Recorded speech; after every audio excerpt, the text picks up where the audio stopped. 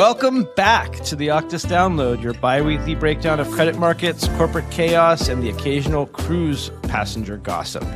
I'm Jason Sanjana. And I'm Kevin Eckhart. I'm here to give Jason a hard time, spread economic despair, and probably offend the city of Las Vegas, which sucks. Today, we're talking about the silent collapse of parts of the Vegas economy, controversial food dye bans, consumer cruise demand that won't quit, and of course, the only kind of gambling we care about, debt trading. Just a note, folks, the opinions in this podcast are our own and don't represent Octus or any of its affiliates. This podcast is not investment advice. Jason, I'm having trouble turning off my radio voice, so why don't you take over? Yes, Kevin, you are. Let's start with the Strip, where something weird is happening behind the scenes, and it's not just Kevin's blackjack strategy. That's right, Jason. Vegas isn't Vegas anymore. Let me tell you what Vegas used to be like. In 2002, I was in Vegas for New Year's Eve, and I wore leather pants. Me, but that's Vegas. You go there and you do things you wouldn't do otherwise anywhere else. You gamble, you drink too much, you go to some questionable shows, maybe you partake in some substances, but it's all changing. The data is weird. The hotels are charging more and more and more. And as a dedicated denizen of Vegas's gaming tables, that seems weird to me because I remember when you could... This is important. This is an important caveat because, you said Vegas sucks up top. Your point is you used to love it and you're falling out of love because what you're reading scares you. That was an ironic, I am a dedicated denizen of Las Vegas. Okay. Spoiler alert, but I actually have very fond memories of Vegas. Of course you do. First of all, if you have any memories of Vegas, you didn't do it right. Okay, well, Kevin, why don't you take us through some of the facts about what's happening there right now what's changing? I think what's really interesting here is that it's true. Vegas hotel room prices are getting more expensive. And back in the day, the whole idea, the phrase that the Vegasites use is heads in beds. The whole point was to get people to stay at the hotel so that they would go downstairs and gamble. And if you're a college kid, the nicest hotel room you've ever stayed in was $100. Oh, yeah. You could go to like Mandalay Bay or whatever and get a $200 suite with 2 bedrooms. Right. We're not kidding. That would be maxing out the where you'd stay as a college trip to Vegas. Yeah. It would be $200. Yeah, for you kids out there. Yeah, for the youngsters from the TikTok. But what's happening is that they're charging more for the hotel rooms because there are fewer visitors and they're not gambling as much. The statistics from March showed a 7.8% year-over-year decline in visitor volumes. In the Strip, gaming traditionally accounted for a larger share of revenue compared to rooms. In 2021, gambling was 48.2% of total revenue, and rooms were just 23.5%. And as gaming has declined at these big Vegas casinos, the room revenue has become a bigger part of revenue and of profits, but it's not as profitable as gaming. The gaming revenue, March 2025, 4.8% decrease year over year to March 2024. The gaming win dropped from 59% of total revenue in 1994 to 35% in 2024. The money is coming in on the hotel rooms. The Nevada Gaming Control Board reported $31.5 billion in revenue for the casinos in 2024. So the money's coming in, but the income declined 24.4% in 2024, including 40.4% on the Vegas Strip. So that's gaming income, or that's just overall? That's overall income. Okay. And that's overall net income. So the net effect seems to be that room revenue goes up, but the rooms are not as profitable because they're just hotel rooms. They're not a machine to separate people from their money like the gaming tables and the slot machines and the sports books, which we'll get into more in a second. So, and if the buffets are still there, you're not even doing a lot of room service. And, right. So the potentially some of the room service happening is third-party contractors, and that's not going to the hotel bottom line. Well, let's just say there's a lot of third-party contractor work going on at Las Vegas hotels. Various indeed of various different stripes. Suffice it to say that they're making more money off of the rooms because they're charging more. In 2023, the average daily rate was about $256 a night, which was 2023, you said? correct. Okay. Those were the most recent I could see of those. So the rooms are getting more expensive. And now it's higher. Right. It's gone up like 20%. Considerably. But the profits aren't there. Right. And so when MGM and Caesars, of course, publicly traded, so they come out and do earnings calls, and Caesars did theirs this morning, or MGM did theirs this morning. I'm sorry, Caesars did yesterday. And MGM's trumpeting April was a record hotel month for them, and that they expect 2025 to be a record year for, quote, group hotel bookings. Caesars has basically said the same thing. They're pushing the revenue that they're making from the hotel rooms. And what they're not saying is that means they're making less profit. And here's the big problem. Because of gaming. Yeah. Right. Gaming is where the big money is. Right. Gaming is why you open a hotel in Las Vegas, or it used to be. Now they have the big malls, and they've tried to make these shifts to kid-friendly stuff, and the Formula One race. But here's where this all becomes a problem, right? It's that Las Vegas, and this is just more hard-hitting fact. Las Vegas is shithole. People don't go you don't go visit Las Vegas just to stay in a hotel for 5 days and see a show. I mean, people are, but not as many people are going to do that as they're going to go stay. If you're just going to go somewhere and stay in a hotel, go to the beach. They're kind of killing the golden goose, because eventually people are going to go, hey, if I want to spend $500 a night to stay at a hotel room, I don't want it to be in Vegas in the summer when it's 150 degrees. And then, in the winter when it's like 30 degrees. Another big change from the old Vegas is an attempt to be family friendly. I don't know if that came through in the earnings call or not, but it definitely seems like a bit of an identity crisis. It seems like diversification for diversification's sake. We need to wean ourselves off of gambling income. There's legalized sports betting in 38 states. Yeah. At least. It's kind of fuzzy in some of them. The online sports books are killing Vegas's sports book money, and sports books were $458 million or so in revenue in 2024. So not a huge amount. If you add up all the casinos, 30 billion or so. Yeah, that's a pretty small amount. And again, back to the prehistoric age when we were going, the hanging out at a sports book was at least one night of the trip. That was like a major, and you were paying for your drinks there. You weren't, that was like a major reason to go. So that not having the sports books as a big draw, because you can just bet from your phone, is a problem for them. Yeah. Plus, if you're watching the whole game, drinking, and you're having fun, and then you go out gaming, you're more likely to lose money. You're exactly the type of gamer they want. And this gets to the amount of money that they're spending there, right? They spent money building up these casinos on the gambling revenue, and now they're facing, how are they going to spend another $100 million, $100 billion to build all these, the next generation of these places? I think MGM is going to spend something like $1.5 billion plus a $500 million licensing fee to build a casino in Yonkers, right? I mean, the expenses of this business are huge. And one of the reasons they're huge, like that license fee, right, is it's gambling. It's supposed to be making money like a printing press. Yeah, I mean, what kind of fucking idiot runs a casino into bankruptcy?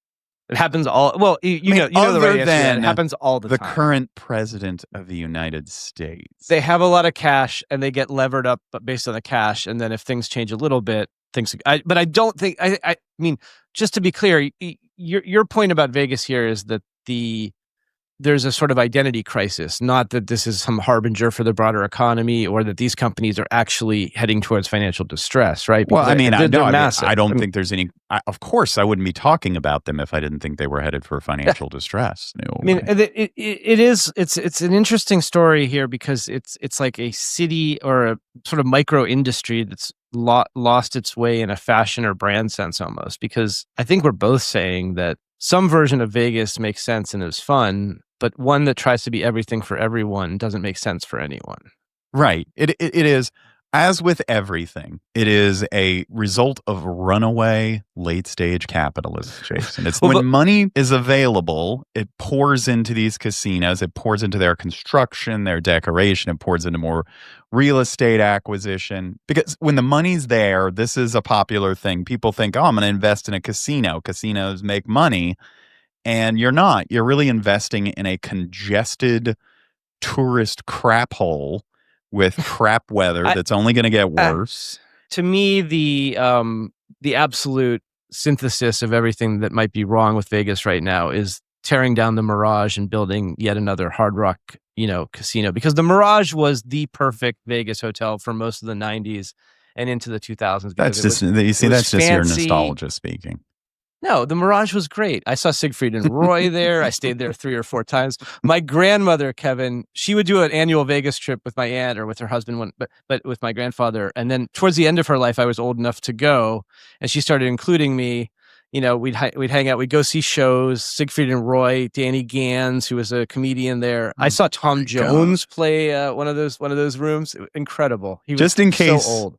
Those of you out there might think that Jason, based on his appearance, is some kind of big city sophisticate. He's from fucking Pittsburgh, and it shows. Hey, man. You know what else? You know what else shows that you are not a sophisticate, but in fact a rustic setting native? Your love, I believe, is the term. It's your love of cruises, man. Yes, it is. Well, love is a strong word, Kevin, but we should move on to cruise ships. I just got back from a 10-day cruise, which is really a marathon. 10 days. Most of them, for those of you who don't know, blissfully don't know about the cruise experience, 7 days is the norm. 10 days is sort of is an extra long one around holidays they do sometimes. I mean, where'd you go? Greenland? No. It left from Fort Lauderdale, and we went to I think Grenada was the furthest stop. Grenada and Barbados were. So what kind of boat was it? Like what was the Celebrity, company? Big, modern. So Celebrity. They run the ads with like youngish, stylish people. They're trying to throw off the Carnival Cruise Lines. They don't do a lot stuff. Of like teen activities or water slides. There's no water slides, no go-karts. But that fucking sucks. No, well, look, the main thing that differentiates Celebrity right now is that they have a sort of a suites section of the boat that has its own restaurants and its own sort of common spaces. Oh, so it has a little bit less crowd. Oh, so you could pay extra for not being in the cattle down in steerage. Basically. Gen Pop, however you want to describe it. Sure, yeah.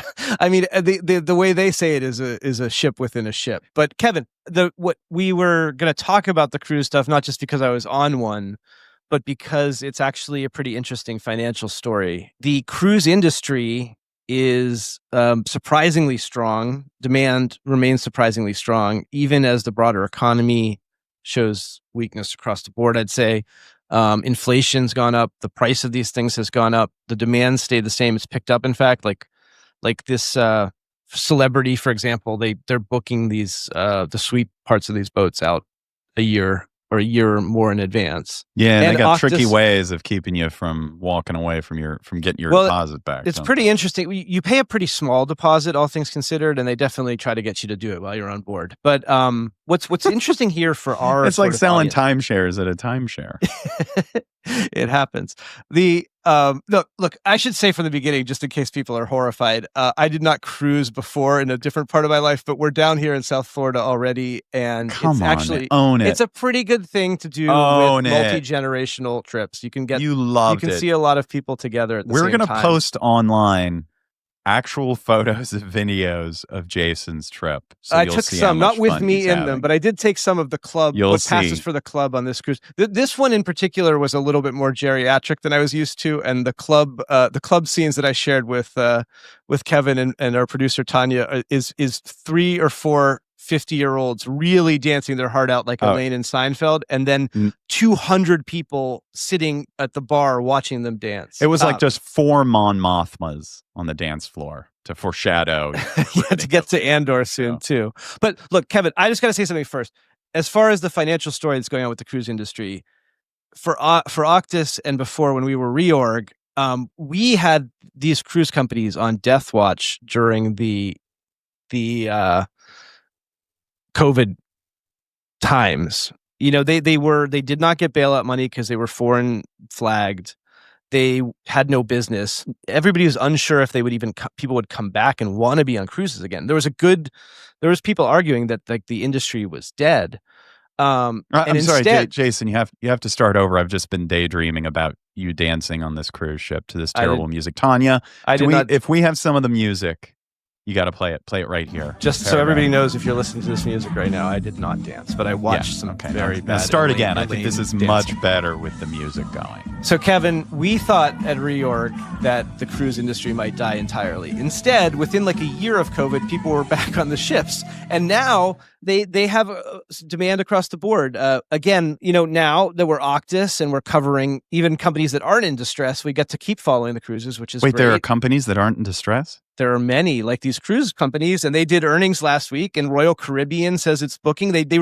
Royal Caribbean refused to lower its guidance for 2025, which a bunch of analysts on the call thought was crazy.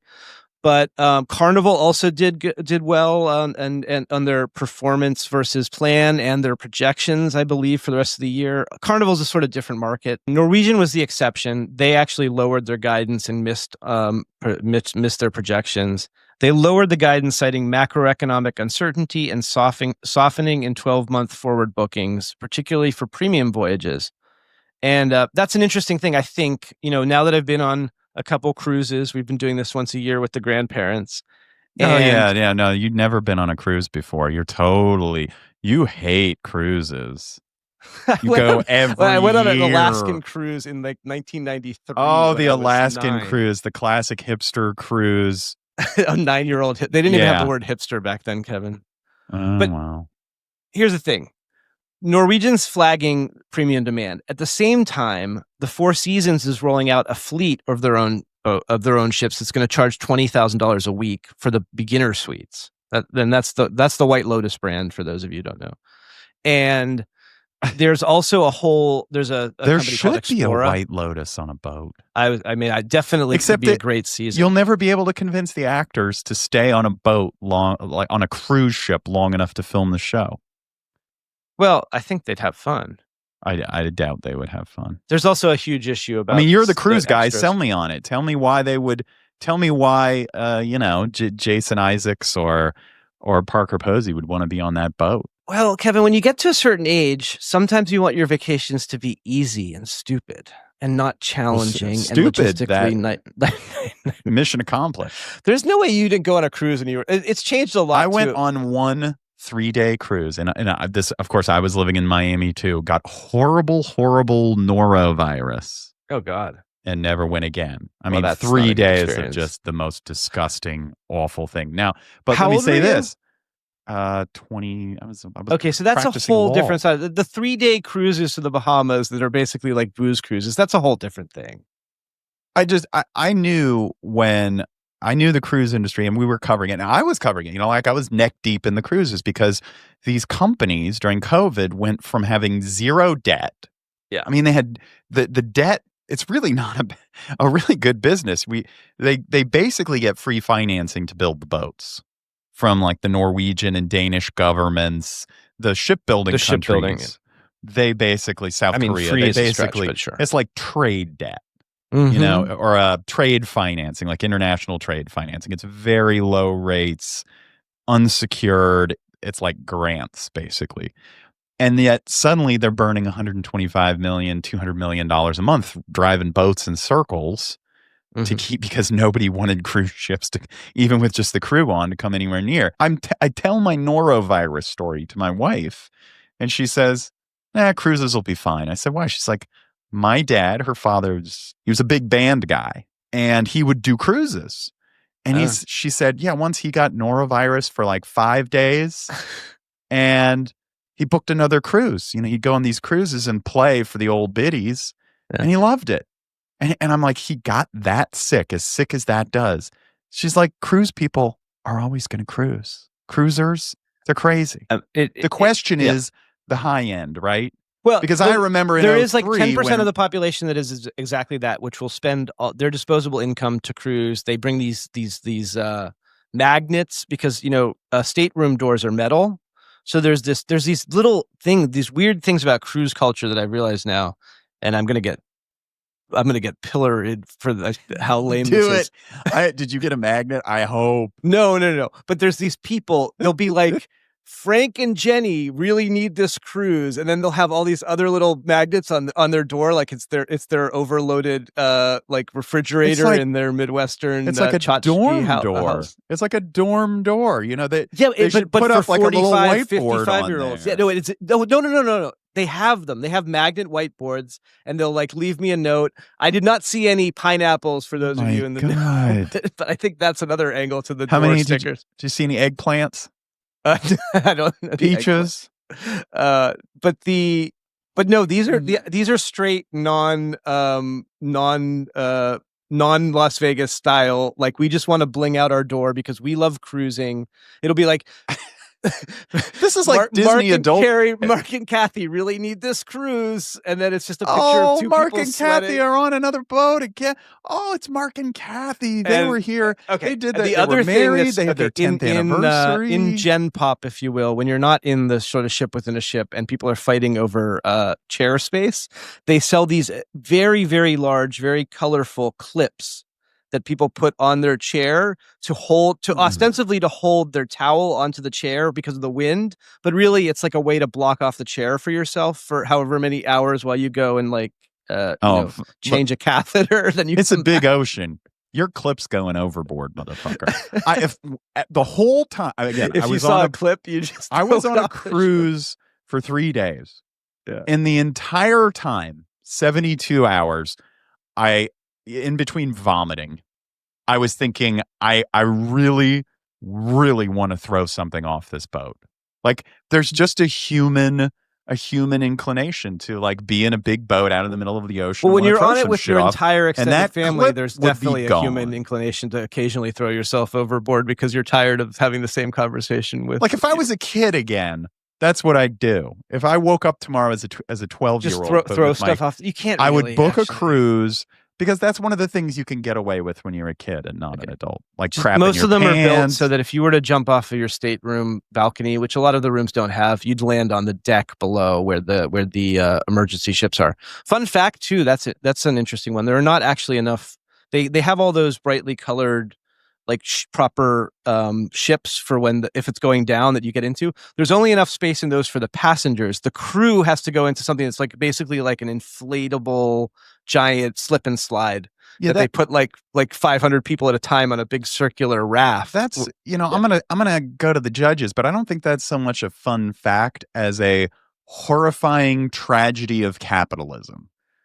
Sometimes, Kevin, your Marxist analysis has a place, and I think when it comes to Las Vegas and cruising, I might be on board with the Marxist point of view, which is that it's all a horrifying simulation or simulacrum of like luxury that existed in the days of kings, and now we don't know what to do. It's just another one. It's one of those things where people like post photos of people wearing suits and eating gourmet meals and on airplanes in the 1950s, and they're like, this is what they took away from us. It's like the American mind can't. You would never have been in the 50s. You would never have been able to afford that. The reason flying sucks is because they made it so that everyone can afford to do it.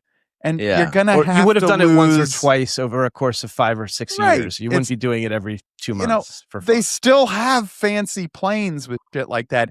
You just can't afford it. Yeah, right. It's definitely capable of getting a whole turkey carved to you on a private jet. You just can't afford it. No, cruises have this same kind of vibe of sometimes luxury is a little too accessible, right? It's very easy. Doctrinal of you, Kevin. Yeah.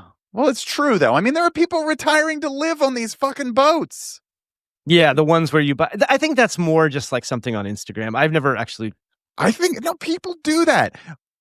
2 sisters story posted here, not on Octus, but posted in our chat here. Sisters Joe Johnson, 69, and Elaine Durham, 63, have collectively, I would say Joe Johnson and her sister, but anyway, have collectively spent over 1,500 days at sea, booked their spots that are more than on Holland America Line cruises that are more than 100 days long. They have a love of travel and the cruise lifestyle. $3,500 a month. Now I'll say this: that's a fucking great deal. If you're living on a boat, I mean, that's not bad for a You would rent go deal. insane. Monthly rent, $3,500. I thought you were talking about. There's also a whole thing But where these they're people are doing already cruises that insane. last 2.5 years, and you basically can live on them and either do remote. I'm sure work there's or some be like retired. Peter Thiel shit out there where like you can sail away to Galt's Island or something and live full time. Don't they do that Scientologists stuff? invented that, but I'm not sure we. I don't think we're established enough to really take them on yet, Kevin. So Jason, I don't have any issues with whatsoever with the Scientologists. All right, I don't know before what we you're switch- talking about. one point back to like ostensibly the financial side of the cruise industry that's interesting is Norwegian specifically flagged their high-end bookings as their weakness. At least for Celebrity, as far as I can see, the high-end part of their boat and their higher line is called Silversea.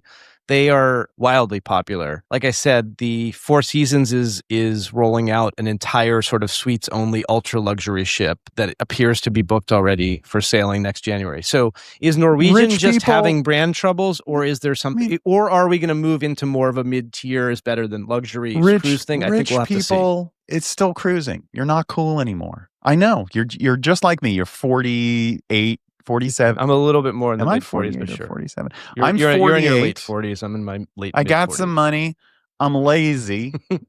I'll just go on a cruise. But it's in the suites area. It's on the Four Seasons area. The problem is this ruins both really luxury stuff because it devalues that, brings it down, and it devalues good old white trash fun, right? Like nobody's allowed to dream about going bowling anymore.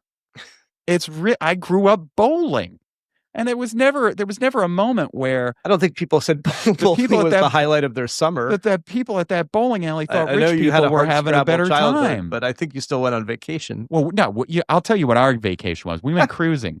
We went cruising in a ranch in Pontiac Orlando? Parisienne to visit relatives in Western Illinois, the soybean capital of the world. Too, where you're just kind of driving around visiting people. Oh my with God, cold, soggy sandwiches in the cooler. All right, Go Kevin, to Rock but City. As far as cruising, I think the thing that constantly defies expectations is consumer demand, and the fact that people just can't stop cruising for whatever reason. And speaking of things you can't live without, we have a new sponsor. Well, before we move on to that, I just have to ask you, Jason, how much did it cost you? So how much? Who did you pay for? Did you pay for everybody? No, I paid for my family. Well, but they're all your one family, stateroom, 4 people. Just the immediate family. Yeah. How much you pay? Honestly, this is part of the reason why the industry works well. You book it ahead of time. You put a deposit down. Will you just answer the question? I don't actually Counselor? know. Sorry, Kevin. Oh, come on. Ballpark. I think it was, well, this was a 10-day one too. Oh, come on. I don't know. This is what I have to deal with on a daily basis, people. 10 grand. Kevin, no, it was a little more than that, but 15. not a lot more. 15. I think somewhere between 10 So and you 15. could have sent between 10 and 15. Yeah, that's not bad. That's not bad at all. Well, this is one thing that's interesting. Especially because you didn't have to Vegas, fly to where the we cruise don't have left. to fly for sure. But back to the Vegas conversation, these cruise prices hotel prices across the board, it seems to me, have just tripled or quadrupled, sometimes tripled, doubled. Like it's just, and other things haven't tripled or doubled. So some of these cruise trips that are in the suites or whatever are, if you can't put a family in like a reasonably nice hotel for less than $600 or $700, and the cruise itself is maybe just 20 or 30% more than that, and it covers food and everything. It's sometimes a deal. All right. Our producer is telling me we need to do an ad. Oh, folks, our new sponsor. Folks, this episode is unofficially brought to you by Red Dye number 3, the bold artificial icon of childhood's past and lawsuits' future. Whether you're sweetening cereal, jazzing up your gummy worms, or coloring a cupcake that glows under blacklight, Red number 3 has your back and possibly your endocrine system. Banned in your lipstick, but totally fine in your snack cake. Red Dye number 3 has stood the test of time, lobbying, and a suspicious lack of oversight. Taste the nostalgia. Ignore the footnotes. Red Dye number 3, because bland beige food never started a culture war. Side effects may include going viral on TikTok, statewide bans, and your wellness friend giving you the side eye at a birthday party. It's great. It's great. It's I great that love they this reached out ad. to us to sponsor the podcast. I love this in this ad episode because we were, yeah. I mean, we'll get into it, but I just love this ad because it reminds me of, it tells me how sterling our demographics are, because somebody at the Dye Industry Coalition, Big Red, they looked at our ad rates, which are what? I assume it's something like a Super Bowl commercial, like $5 or $6 million. And they said, yeah, we're going to do it because our demographics, it reminds me of when my dad would watch Meet the Press when I was a kid, and all the commercials would be for like Archer Daniels Midland or McDonnell Douglas. Yeah. That's when you know you have a bitchin' demographic. When you have a corporate sponsor who doesn't You're watching the actually McNeil Lehrer News Hour. Right. You get sponsored by Archer Daniels Midland and we went out and got the dye. Contractor. We got the dye industry. Yeah. I mean, fortunately, there hasn't been any controversy about this recently. It's we don't discriminate against our sponsors. We take all the phone calls, but Dye's having a hard time these days. Is Dye dying? I was going to imagine it. Do you want to? I mean, I was on a cruise for 10 days, but it feels like the Maha people have unveiled their dye. They've cast their dye. Is this make America healthy this just again? Feels like an RFK thing, man. It does. So some states, liberal states, right, like California, New York, and this is where you get that example of like how the liberal the horseshoe comes back. Yes. So it is 100% the fake dyes and the RFK. Yeah, when you get Oregonians and their fluoride thing. The dyes have been controversial for years, but there is a regulatory shift where they're banning the use in snacks, drinks, and candies. I assume candies is the usual think of the children bullshit. And there's this, it was just sort of sudden out of nowhere.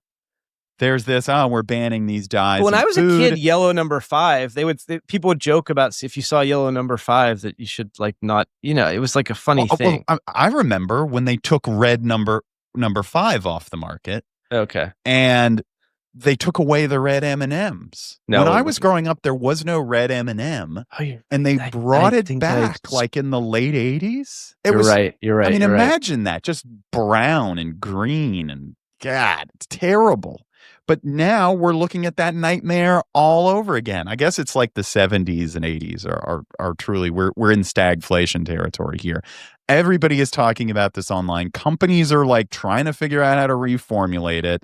Consumers are freaking out. And then there's, the usual phonies out there pushing, I'm giving up the dyes. And I'm sure there's going to be products that label, we don't use the death dye. Yeah.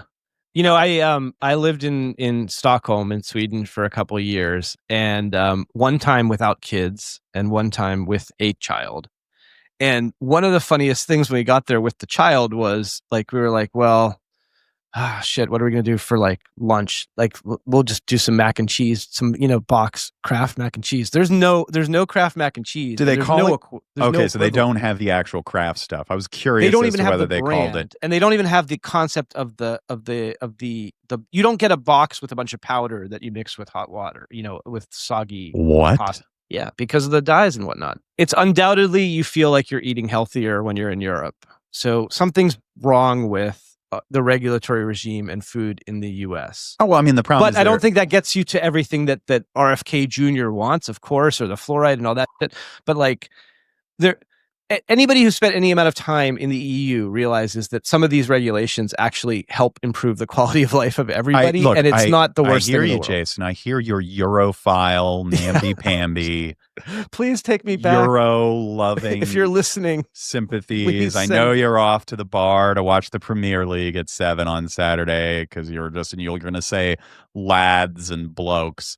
But I have a very simple retort to your pro-health agenda. God, are you going to do the economist, like just read the label and make yourself? Skittles are being banned in California. Skittles are delicious. Because of Red 3. So fuck that. Let me ask you, Jason. Skittles or my what health? Food item would you refuse to give up even if you knew, like, not like even cigarettes, but it's more than that. It's like, boom, automatic. It would shorten your life by 5 years. I would not give up Skittles or Starburst. I'm not a chocolate I mean, I've guy. I made this need the calculus fruity myself candy. because it's definitely Coke Zero, and it definitely might shorten my life, and I definitely still drink it. Coke Zero? What about food? That's a beverage. Food item. It could be an ingredient. Frank's Red Hot sauce might have some red dye in it, and I'd probably still use it. I love that stuff. Frank's Red Hot. Well, Frank's is pretty good. I can't actually shit on you for that, though. I think Cholula is a little better. Sure, well, yeah. I'm not I gonna know buy you're a hot snobby, your Westchester snobbery. Sure, Well, I'm just not going to buy a. I have both sauce in my fridge at from any given someone time, named wherever I am. Frank. It just doesn't seem like a hot sauce making name. Well, I drink it with a spoon. So I guess Apollo did a deck that lays out a shift toward clean label, brand disruption. Companies, big companies are scrambling. TikTok and Instagram are fueling mass awareness with food dye audits. Oh my God, yeah. I mean, first of all, is this going to go nationwide? It's hard to imagine. There are going to be lawsuits. They'll prevent the enforcement of these rules. I just don't think we can have nice things here because it is exactly that. It's like the Instagram internet armies and like sort of the tornado of fake information overwhelms any attempt at like good regulation that kind of cuts off the really bad stuff, and it just becomes a mess. So there'll be some overreaction. The industry will sue, and it just we can't have nice things here. Look, I love canceling, but cancel culture, I draw the line at food. You got to let people eat whatever the fuck they want. Okay, Kevin. Well, that brings us to Let Me Explain LME Moves with Kent and Julian. This week's Let Me Explain is a look at where AI fits and fails in the world of LMEs. We're handing the mic over to Kent Collier and Julian Bouillon. Take it away, guys. Julian, AI is already reshaping credit. We actually just had a dinner here in London. Had a bunch of buy-side clients talking about how they're utilizing AI. It was an amazing conversation. Whether it be, writing analysis, term sheets, reviewing credit agreements, clauses, red lines, it's working for some, working better for others. But once you drop in something like LME, which we love to talk about, everything and everyone kind of agrees that it slows down. Yeah, that's been my experience, Kent. I use LLM tools all the time. Gemini and Claude are just some examples, and they keep getting better and better. I love the fact that they can support my workflows, but that's exactly right.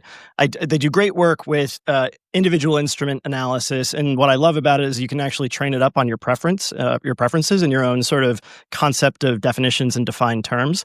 But where things really stall out are when you want to do things like full cap stack analysis, where you want to introduce multiple instruments that not only you need to do a great job of analyzing each instrument, but each one also needs to talk to each other as well.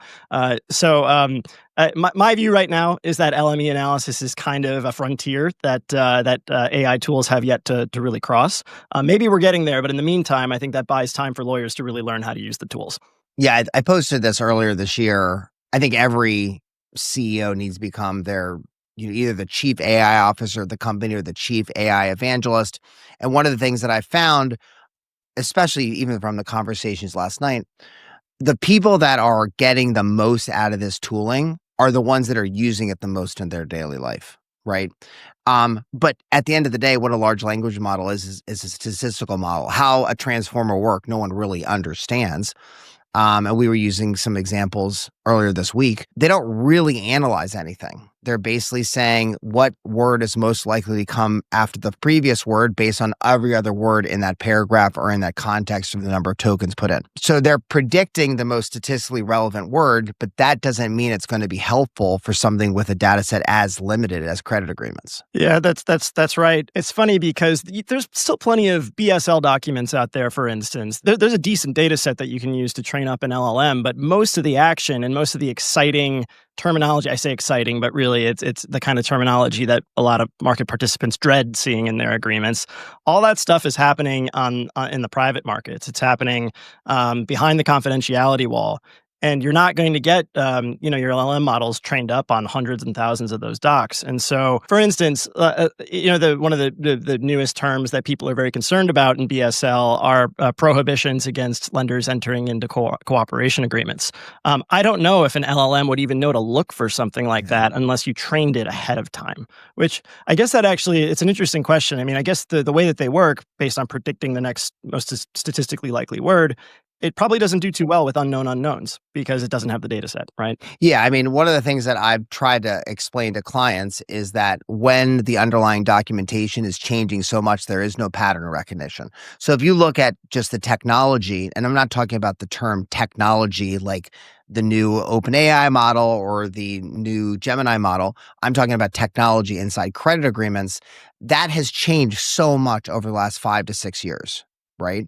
And even previously, before that, there was a lot of changes going from a bank debt market that had financial covenants, for instance, to a bank debt market that no longer have financial covenants, to everything that we saw with PetSmart and J.Crew, which was sort of like the first generation of the ways for the companies to, for lack of a better word, screw over their lenders. And then obviously with the LME and the more sophisticated readings of these documents, you're talking about a sample set that is so small that I think the inference is just so hard. So I think one of the things that we've seen is if you pair a machine with the person, we're getting a lot more efficiency because you can just get through the document faster.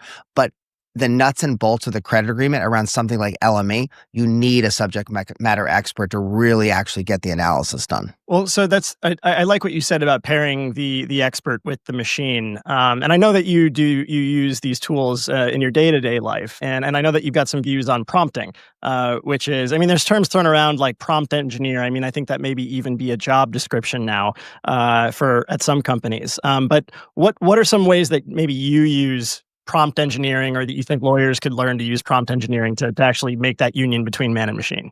I'd say it's interesting. I think you probably asked my kids about this question because I've made my kids take prompt engineering classes. They're 12 and 15 years old. I just believe that whoever has the best prompts are able to use these tools the best. And I actually use the technology to make better prompts. So whenever I put any prompt into something like Gemini or Cursor, I will say, hey, rewrite this prompt so it's better for this result that I'm trying to get at.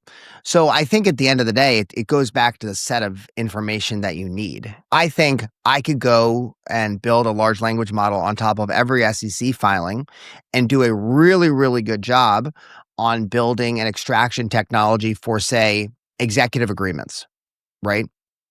We know that every CEO, CFO, C-level officer has ever had his or her contract put in an SEC filing. You've got hundreds of thousands of those filings throughout the years, a large training set of data.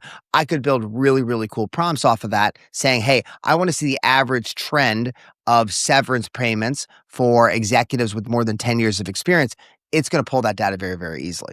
So I think for lawyers that are utilizing this data, I think it's looking, hey, what has been consistent for a long amount of time? We know Section 1 of a credit agreement has not really changed much for a very, very, very long time, right? But other sections have. So I think it depends on what you're trying to get out of the information, right? For us, when we started our journey with AI with our customers, it was very much training on our own data. Right? So we would take our stories, we would put it into a large language model. You can query the data. Hey, I want to see the recent news on this name. Hey, I want to understand the risk inherent in the retail sector because of tariffs, right? So again, I think it's trying to get as specific as possible when there is a treasure trove of data and not being hyper tactical on something where there's 3 or 4 more examples where you need institutional knowledge. Yeah, I agree with the approach of anybody can build if you have deep level of familiarity with the type of agreement that you're looking at, and let's say that you have an affinity for verbal logic or a facility with it. You can build things on top of any kind of credit agreement. And that's what I wish I find that a lot of lawyers, especially older lawyers, are hesitant to use the AI tools. And I don't think it's actually because they fear them that much. I think it's just they are deeply committed to the idea that no one can do this job but me. And there is an element of truth in that, but I also don't think they fully understand what these AI tools can really do. You can, and why I mentioned this sort of verbal logic thing or verbal ability thing, which you find in a lot of lawyers who are doing this kind of work, is that AI tools are like a playground for people like that. You don't know just ask that thing what it can do. You can ask it to teach you how to use it. You can ask it, like you said, to teach you how to build better prompts. And you can do all kinds of crazy things like create personas inside of it and say, I want you to be a borrower's counsel. What does that borrower's counsel persona mean? Well, you make these types of arguments. You've been in these types of disputes, and you take this type of view on this type of controversial provision. And then you can say, remember this forever. And even though it won't necessarily remember it forever, you can create a set of boot instructions. Or I guess the lawyer's analog would be like documentation principles, which say, we don't have everything hammered out, but generally speaking, this is how it's going to go. And you can upload that at the beginning of a conversation. And then it's like the Matrix. It's like, Neo says, I know Kung Fu. Again, at this dinner last night, one of the things that people said was, hey, the technology is getting better every day, but my compliance team, for instance, doesn't let me put client data into a large language model for the various reasons, right? So I think the limitations are not just technically, there could be cultural limitations on just the way that we utilize this data. But I do want to bring up a couple examples that we talked about. Can you walk me through a situation that you've seen recently where AI has fallen just completely short for you? I mean, I think, Julian, one of the biggest users of AI in the company, but I'm curious from your perspective, what something has just missed the mark? Well, hallucinations are still a problem. You can have a conversation with AI on a public document, ask it for simulate an argument, and then it'll come up with a position, and then maybe it'll say the maneuver that you're proposing is called something strip out, and I'll use it in quotes, and I'll say, that's interesting, I've never heard of that before, and I'm pretty on top of the jargon. And you'll interrogate the LLM for a little bit, and then eventually you'll find it just made it up. Completely made it up. It's not a term that anybody has ever used. It's made it up.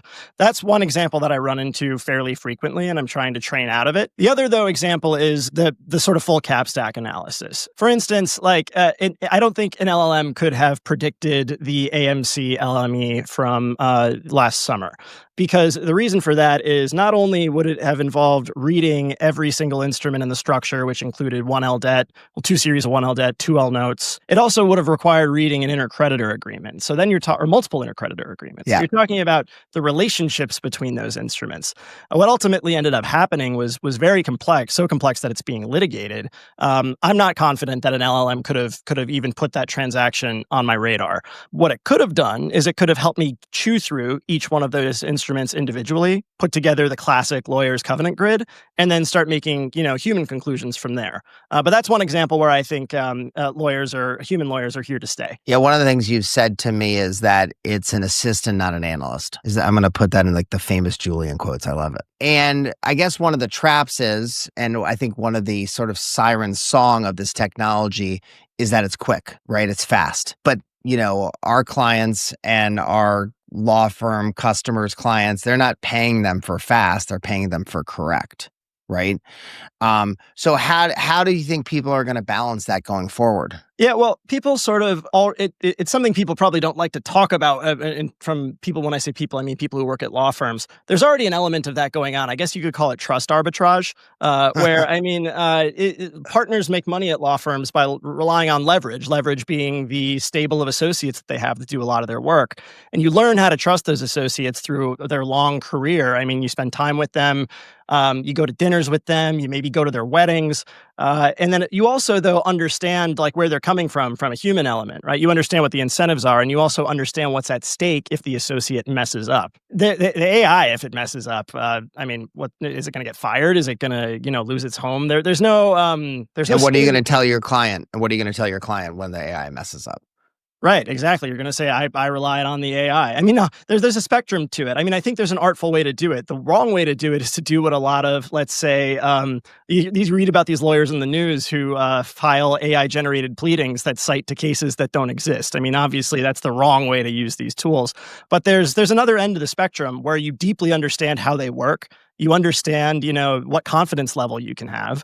And if it can supercharge your productivity 100 times, maybe a tiny sliver of risk of not being perfect is acceptable. I mean, that's going to be a judgment that every professional has to make for themselves. But people will be making that decision, that judgment, and they'll be reaping the rewards and the risks.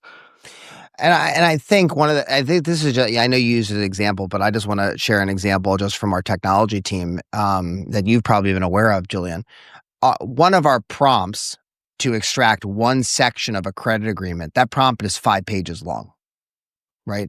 It's a massive chained prompt that we have tooled to get very, very good results on that one section in one credit agreement, right? And so it's not a tool that you're just going to, hey, pull this section from the credit agreement. There's a lot of nuances to that. And I think, and my thesis is, whoever uses this tool the best is going to have such a competitive advantage over their peers that it's going to be hard to catch up. But it's fascinating. It changes every day. I mean, I open up, I read lots of AI newsletters and research, and every day there's a new model. The technology is changing, whether that be OCR technology, just the large language models generally. It's the Wild West, but it's extraordinarily exciting. Yeah, that's why I love talking with you about this stuff, Kent. I know that you're reading every piece of AI information out there in the market and synthesizing it. And for me, I actually don't read all that much about AI. I just use it all the damn time. And that's sort of how I've learned to come to it. So it's always great getting your insights on it. Yeah, I mean, again, the dinner last night was amazing. I think a lot of people, I think everyone's on this journey. Right. I think everyone knows that this is here to stay. I know none of our clients are like, no, I'm not going to use AI. All of them are using it in some form and fashion. They might be in the first inning or the 7th inning or whatever it is. I think generally speaking, though, everyone is in the first inning. There's going to be so much more developments of these tools. It's really, really exciting. All right, Julian, that's where we're going to leave it for now. Thanks, Kent. This has been great. Thanks to Kent and Julian for breaking that down. Let's just say AI can help you find a clause, but probably not interpret it mid-battle. Jason, you're going to love this. I just realized that "let me explain" is LME. Yeah, you just got that too. I got it. I got it last week, but after we totally listened to all 12 things minutes around the studio. I want you to know we just sat here silently for those 12 minutes while they were talking. That's too much of a preview behind the veil. Speaking of veils and weddings, Kevin, that brings us to the real point of this show, which is TV. I think, we should probably, we were really, really excited for Andor, and I still am. I hope that people are watching it. This show is actually apparently really controversial in the Star Wars world, and I kind of want to do a little throat clearing on where I fit in the Star Wars universe. Is it controversial because it doesn't suck? Is that what this is? I agree with you, Kevin. Look, I'm of an age where, like, the Return of the Jedi was the height of anything cool in the world, and Ewoks were cool, and Star Wars was a huge part of my childhood, and I actually read the sort of the novelizations that they've written out of the canon. But since that time, they wrote the novels that I did read. They took them all out of the canon. They took them out of the canon, and then they created this entire superstructure and architecture of like midichlorians and the prequels and all the stuff around the prequels. And those people are mad at Andor because it's just like a real cool show about what real life would be like in this Star Wars world. What is great about it? Really pisses me off. What is great about Andor is it's not about it's not yet another Star Wars story about like a 10-year-old in the desert who turns out to be a wizard and whose father is their father. I mean, it's so, Star Wars is of another time, right? Those original stories, I'm not even going to think about the sequels because prequels, you mean? No, the prequels. The prequels work. And I think a lot of the discourse I've seen on this is sort of Revenge of the Sith works. It's sort of Lucas is right. Yeah. Everybody complained that the prequels had like too much talking about the Trade Federation and too many board meetings, and that's Andor. It's bureaucracy. But they do it really well without. But they do it well. Yeah, the dialogue is good. I think the movies are great. I think Rogue One. So for people who don't know, Rogue One was a great movie. It was sort of standalone movie that came out in the Star Wars universe. Easily the best Star Wars movie. Yeah, for a while. Really great one. 10 years ago. The premise there was since Empire. Spoilers. Since Empire. Spoiler alert. It was 10 years ago. Somebody stole the plans to the Death Star to set up the beginning of the original Star Wars movies. And the premise of Rogue One is the mission that stole those plans and essentially handing them to Princess Leia they don't in space right before they have to hand them to them in physical floppy disk form. Is that that is it's an important? That's my favorite such a part huge about amount of information. My favorite part about the Star Wars universe is they can beam communications across the galaxy. Yeah, but they don't have Wi-Fi. I had to explain two things to my wife while watching the show, and she does not know Star Wars. She had not seen Rogue One. I had to explain. Feelings seeing Princess Leia with Jabba the Hutt? I don't know if she's seen Jedi. I mean, she's not into Star Wars. So I had to explain to her what the Battle of Yavin was and the timing here. And then I had to explain to her why this is not a huge fail by Forrest Whitaker's agent. She's like, is that Forrest Whitaker? What the fuck is Forrest Whitaker doing with like dryer vent hoses around his arms? So, Forrest Whitaker, I can explain. It's a great character. Saw Gerrera is the best character. Maybe one of the best characters in Star Wars, just huffing the gas. Fantastic. This is anarchist. I like to think of him as me. I like to think, if I grew up in this universe, I'd have ended up as a violent, amoral anarchist, just blowing shit up for the fun of it. Mm. But the whole Battle of Yavin thing is we know, I mean, I'm not going to worry about this spoiler. At the end of Rogue One, Andor dies. Right? Yeah, Andor Everybody dies, hands the plans to ending. Leia, and then in the first movies, the Battle of Yavin destroys the Death Star. But the whole point of this show is, look, there's no fucking Darth Vader in his stupid suit. He exists at this point. Right. Yeah. He's just not there. He definitely there's no is Luke Skywalker. There's no goddamn Yoda talking backwards.